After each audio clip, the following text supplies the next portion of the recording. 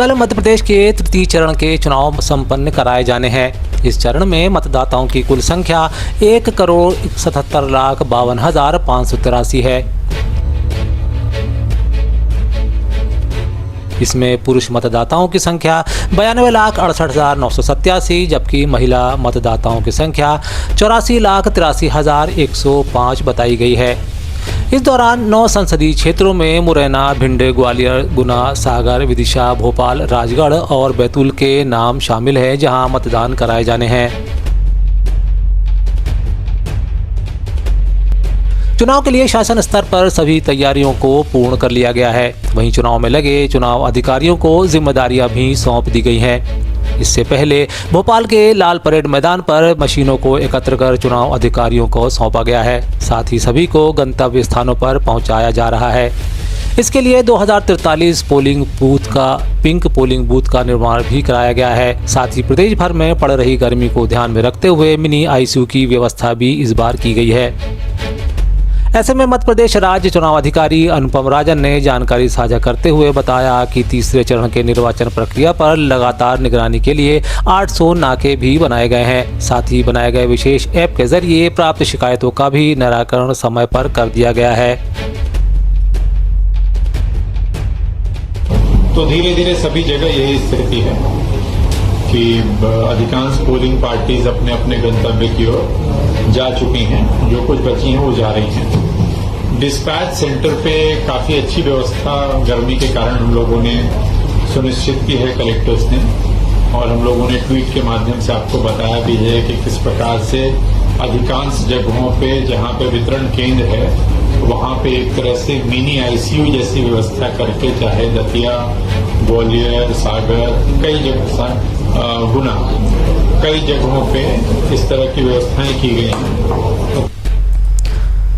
कल यानी 7 मई को होने जा रहे लोकसभा चुनाव के मतदान के लिए लोगों को अधिक से अधिक संख्या में मतदान के लिए प्रेरित करने के लिए लगातार अपील की जा रही है। तीसरे चरण में मध्य प्रदेश की 8 लोकसभा सीटों पर मतदान होना है। ऐसे में भाजपा के प्रदेश अध्यक्ष विष्णुदत्त शर्मा ने प्रदेश के मतदाताओं से 100% मतदान की पुरजोर अपील की है। श्री शर्मा ने अपील करते हुए कहा, सभी मतदाता भाई बहनों से मेरी अपील है कि विकसित भारत के निर्माण के लिए मतदान अवश्य करें। मैं पूरे मध्य प्रदेश के सभी मतदाता भाई और बहनों से अपील करता हूं कि ज्यादा से ज्यादा मतदान करें, लोगों को प्रेरित करें, अपने रिश्तेदार, दोस्त, परिचित, पड़ोसी, ज्यादा से ज्यादा लोगों को मतदान के लिए प्रेरित करते हुए, क्योंकि आपका एक मत बहुत महत्वपूर्ण है और आपका एक मत विकसित भारत के संकल्प को पूरा करेगा।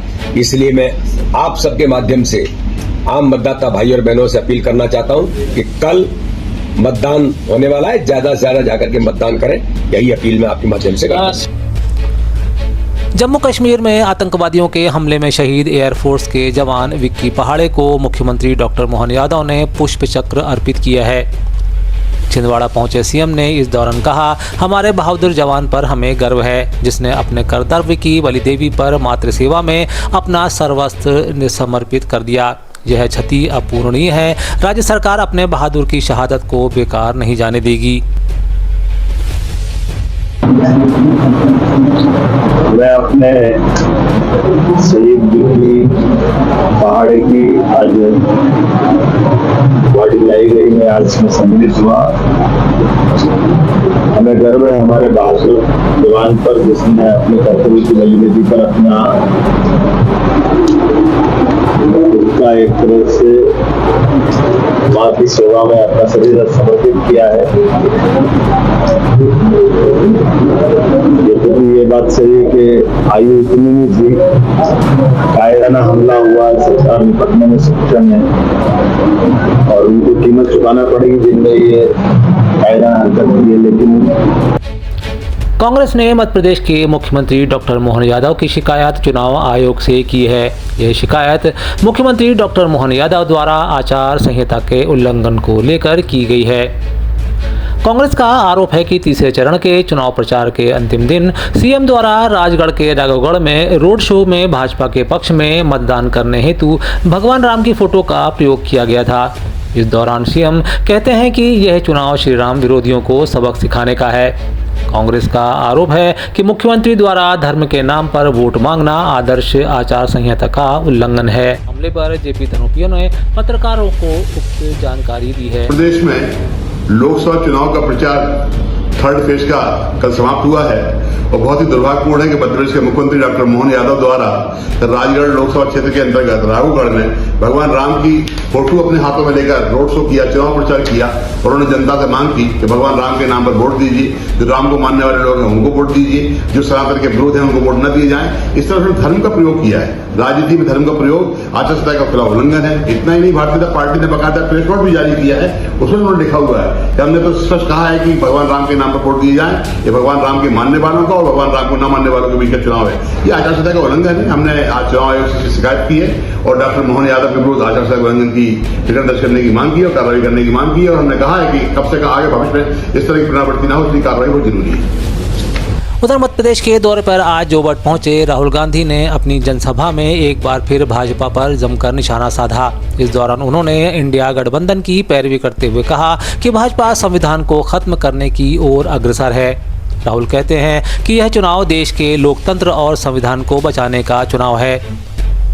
राहुल गांधी ने कहा कि एक तरफ नरेंद्र मोदी और एनडीए है जो संविधान को खत्म करने की लगातार कोशिश कर रहा है, दूसरी तरफ कांग्रेस पार्टी और इंडिया गठबंधन है जो संविधान को बचाने में लगा है।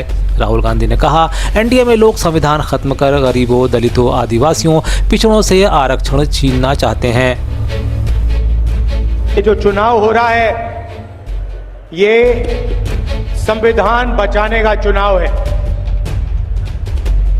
ये हिंदुस्तान का संविधान है, इसको बीजेपी और आरएसएस खत्म करना चाहते हैं, बदलना चाहते हैं, फेंक देना चाहते हैं। और कांग्रेस पार्टी, इंडिया गठबंधन इस संविधान की रक्षा कर रहा है, इसको बचाने की कोशिश कर रहे हैं। जो भी हिंदुस्तान के आदिवासियों को मिला है, दलितों को मिला है, पिछड़ों को मिला है, आपके जल, जमीन, जंगल का जो हक है वो सारा का सारा इस संविधान ने आपको दिया है। नरेंद्र मोदी चाहते हैं कि इसको परे किया जाए और उनका पूरा का पूरा राज हो और आपके जो अधिकार हैं वो आपसे छीने जाए। ये उनका लक्ष्य है और हम उनको रोकने की कोशिश कर रहे हैं। पूर्व कांग्रेस नेता आचार्य प्रमोद कृष्णन के बयान के बाद अब इस पर जमकर बवाल मच गया है। पूर्व कांग्रेस नेता ने इसमें आरोप लगाया था कि जब राम मंदिर का फैसला आया तब राहुल गांधी ने अपने करीबियों के साथ बैठक की थी। इसमें राम मंदिर के फैसले को वैसे ही पलटने की बात तय की गई थी। यह वैसे ही होगा जैसे राजीव गांधी ने शाहबानो के फैसले को पलट दिया था। और एक बात मैं और बता दूं,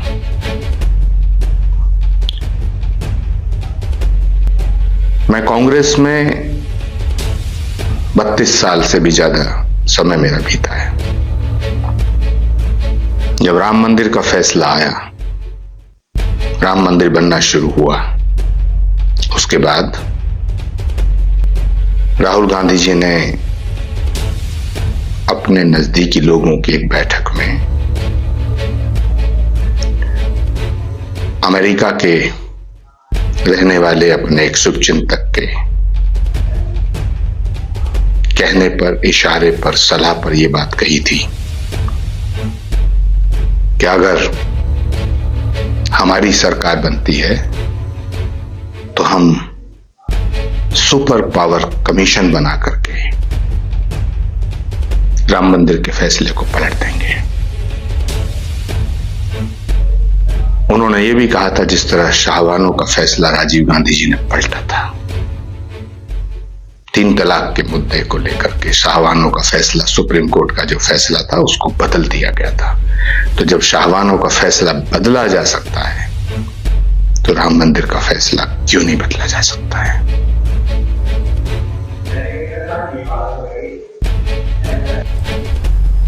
उधर बयान आने के बाद इस पर राजनीति भी गर्मा गई है। जवाब देते हुए छत्तीसगढ़ के पूर्व सीएम भूपेश बघेल ने इसे हास्यास्पद बताया है। भूपेश बघेल ने कहा, उन्हें भाजपा में कोई महत्व नहीं मिल रहा, मीडिया में महत्व नहीं मिलना यह अपने आप में बड़ी दुखद है। उन्होंने कहा, अपने आप को मीडिया में बनाए रखने के लिए वे ऐसा निकृष्टतम बयान दे रहे हैं।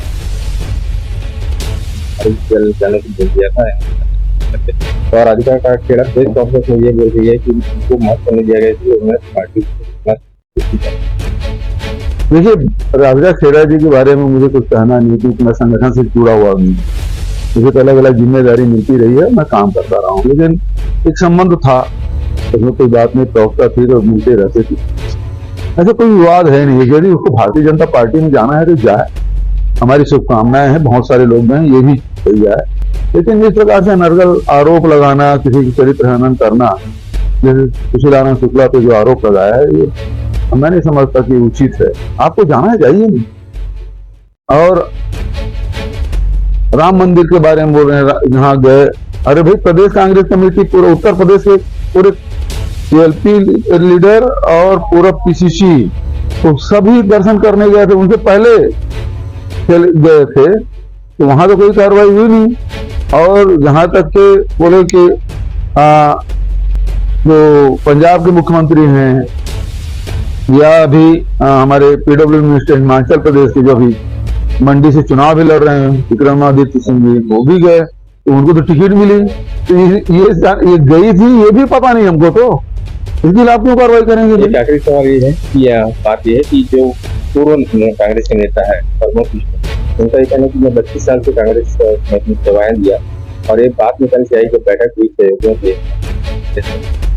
कि इस तरीके से एक उनका अगर केंद्र में अगर कांग्रेस की सरकार बचती है तो आयोग ला करके राम मंदिर का जो फैसला है उस फैसले को बदल दिया जाए। मतलब ये है कि प्रमोद कृष्णन जी को भाजपा में कोई महत्व नहीं मिल रहा है, मीडिया में महत्व नहीं मिल पा रहा है, तो अपने आप को मीडिया में बनाए रखने के लिए इतना निकृष्टतम बयान दे रहे हैं, हास्यास्पद। कल होने जा रहे लोकसभा चुनाव के तीसरे चरण के मतदान से पूर्व कांग्रेस के लिए यह राहत की खबर है। ग्वालियर से निर्दलीय उम्मीदवार महेंद्र सिंह ने कांग्रेस प्रत्याशी प्रवीण पाठक को अपना समर्थन देते हुए भाजपा को कहीं न कहीं परेशानी में डाल दिया है। मतदान से पहले निर्दलीय प्रत्याशी द्वारा कांग्रेस का दामन थामने को लेकर इसे भाजपा को झटका बताया जा रहा है।